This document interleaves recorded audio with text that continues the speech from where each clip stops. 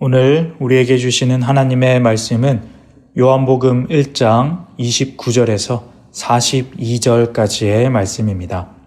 하나님의 말씀을 봉독하겠습니다. 이튿날 요한이 예수께서 자기에게 나아오심을 보고 이르되 보라, 세상 죄를 지고 가는 하나님의 어린 양이로다. 내가 전에 말하기를 내 뒤에 오는 사람이 있는데 나보다 앞선 것은 그가 나보다 먼저 계심이라 한 것이 이 사람을 가리킴이라. 나도 그를 알지 못하였으나 내가 와서 물로 세례를 베푸는 것은 그를 이스라엘에 나타내려 함이라 하니라. 요한이 또 증언하여 이르되 내가 보매 성령이 비둘기같이 하늘로부터 내려와서 그의 위에 머물렀더라. 나도 그를 알지 못하였으나 나를 보내어 물로 세례를 베풀라 하신 그 이가 나에게 말씀하시되 성령이 내려서 누구 위에든지 머무는 것을 보거든 그가 곧 성령으로 세례를 베푸는 이인 줄 알라 하셨기에 내가 보고 그가 하나님의 아들이심을 증언하였노라 하니라. 또 이튿날 요한이 자기 제자 중 두 사람과 함께 섰다가 예수께서 거니심을 보고 말하되 보라, 하나님의 어린 양이로다. 두 제자가 그의 말을 듣고 예수를 따르거늘 예수께서 돌이켜 그 따르는 것을 보시고 물어 이르시되 무엇을 구하느냐?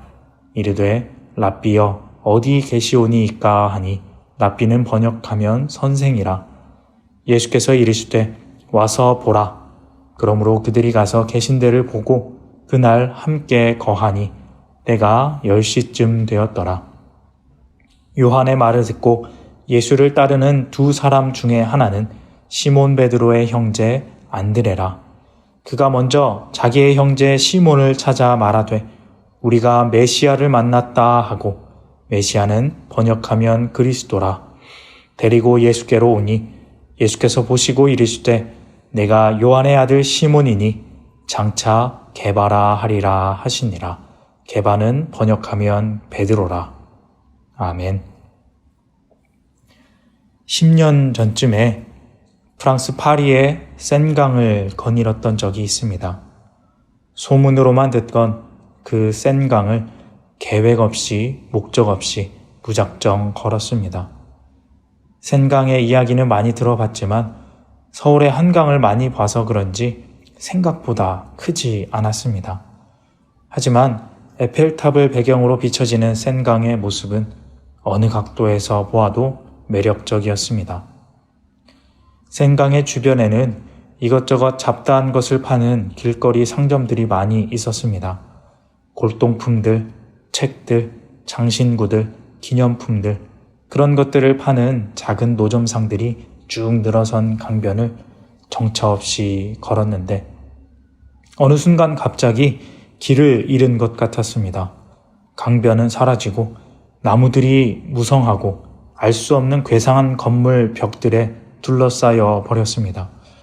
큰일 났다 하면서 그 이상한 뿔들이 달린 건물 벽을 따라 허겁지겁 나왔는데 갑자기 큰 광장이 나오면서 놀라운 경험을 했습니다. 시선이 압도되는 장엄한 성당 건물이 눈앞에 펼쳐지고 거기에서 웅장한 종소리가 댕댕 하면서 울리는데 그 앞에 서 있는 저의 느낌은 정말 말로 표현할 수 없을 정도의 어떤 큰 감동을 느꼈습니다. 갑자기 순식간에 닥쳐온 장면이라서 그런지 몰라도 그때의 마음의 울림은 한동안 생생하게 남아 있었습니다. 나중에 알고 보니 그 성당은 파리의 노트르담 성당이었습니다. 몇 년 전에 불탔다가 수리하고 얼마 전 다시 개관했다고 하는데 그 화재가 있기 전의 모습이었습니다. 익히 들어 알고 있는 성당이었지만 직접 가서 보는 것은 정말 완전히 다른 느낌이었습니다. 또 하나의 경험이 있습니다. 그때 루브르 박물관에도 갔었습니다. 다른 것들도 보러 갔었지만 가장 큰 목적은 거기에 있는 모나리자를 보러 가는 것이었습니다. 여러 가지 진귀하고 커다란 그림과 비너스 같은 조각상들을 지나 드디어 모나리자가 있는 곳에 다다랐습니다. 사람들이 많이 몰려 있어서 조금 시간이 지나야 직접 볼 수 있었습니다. 잔뜩 기대를 하고 그 앞에 갔는데 모르겠습니다. 제가 예술적 감각이 없어서 그런지 생각보다 작고 또 특별함을 느끼지 못했습니다. 물론 대단하긴 했지만 기대가 커서 그런지 생각보다는 큰 감동을 받지는 못했던 것 같습니다. 지극히 개인적인 이야기라 객관적인 사실은 아닙니다. 소문으로 들은 것과 직접 보는 것은 참으로 많이 다릅니다. 여러분들도 그런 경험이 있으실 것 같습니다. 잔뜩 기대했었는데 직접 보니 생각보다 별로였다거나 별로 생각 없었는데 막상 보니 생각 이상으로 좋았던 경험들이 있으실 것입니다. 직접 보는 것은 그렇게 힘이 있고 분명히 뭔가 다른 것이 있습니다. 오늘 말씀에는 그렇게 기대하고 들어왔던 분을 만나는 장면이 나옵니다. 주님의 오실 길을 준비했던 세례 요한이 그 예수님을 드디어 만나는 부분이 나옵니다. 세례 요한은 그전에는 예수님에 대해서 잘 알지 못했던 것 같습니다. 31절과 33절에 두 번에 걸쳐서 반복해서 나도 그를 알지 못하였으나 라고 말하고 있습니다. 33절에 보시면 누가 먼저 그에 대해서 요한에게 말한 것 같습니다. 33절입니다. 나도 그를 알지 못하였으나 나를 보내어 물로 세례를 베풀라 하신 그 이가 나에게 말씀하시되 성령이 내려서 누구 위에든지 머무는 것을 보거든 그가 곧 성령으로 세례를 베푸는 이인 줄 알라 하셨기에 누군가 요한에게 와서 먼저 말했습니다. 성령이 내려서 그 위에 머물게 되는 것을 보면 그가 바로 성령으로 세례를 베푸는 이이다 라고 알려준 것입니다. 그래서 요한은 기다리고 있었습니다. 그가 오실 길을 예비하며 광야에서 메뚜기와 석청을 먹으며 그리고 사람들에게 세례와 회개의 선포를 베풀며 기다리고 있었습니다. 언제 오실지 모르지만 그래도 계속해서 굳게 믿고 기다립니다. 그리고 결국 만난 것입니다. 32절 말씀입니다. 요한이 또 증언하여 이르되 내가 보매 성령이 비둘기같이 하늘로부터 내려와서 그의 위에 머물렀더라.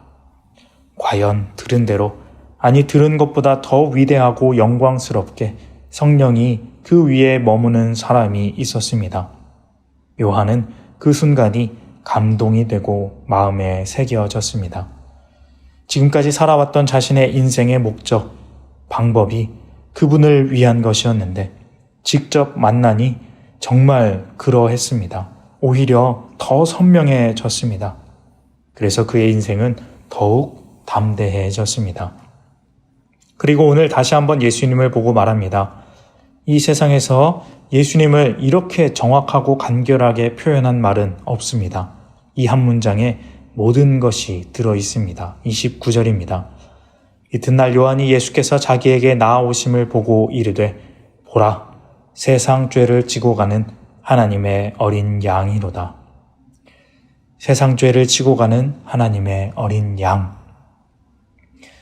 그 다음 날도 요한은 예수님을 만나게 되는데 같은 말을 합니다. 36절입니다. 예수께서 거니심을 보고 말하되 보라 하나님의 어린 양이로다. 이 말을 듣고 요한의 두 제자가 예수님을 따라갑니다. 이 제자들도 마찬가지였습니다. 요한처럼 듣기만 했습니다.